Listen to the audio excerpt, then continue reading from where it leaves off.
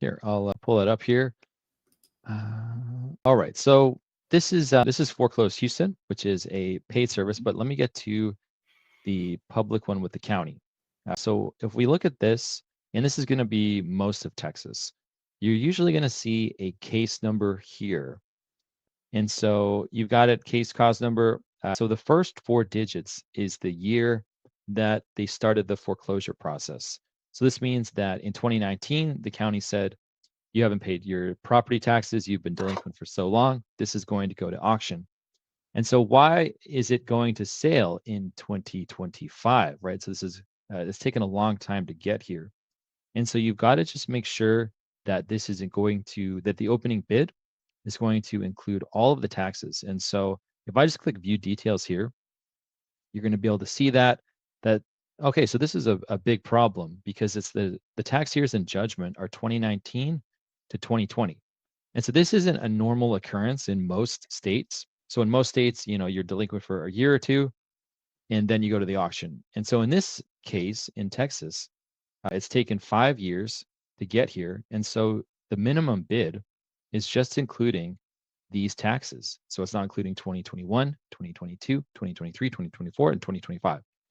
And so a mistake that you can easily make in Texas is buy this property and then not accommodate for all of those unpaid taxes, which is probably going to put this one underwater, I bet. You could check out the tax collector's website to see.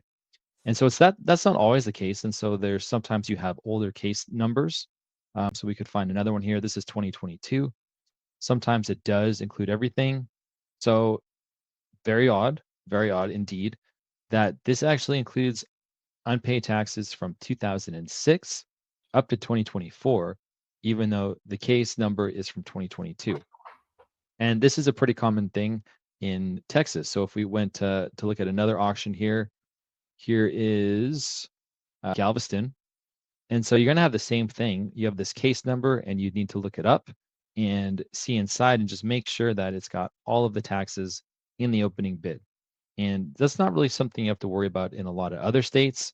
Like in Florida, it's just going to be the opening bid is going to cover all of the taxes. That's generally the way that it works. But in Texas, that's not always the case because it just takes so long for some of these properties to actually make it to the auction.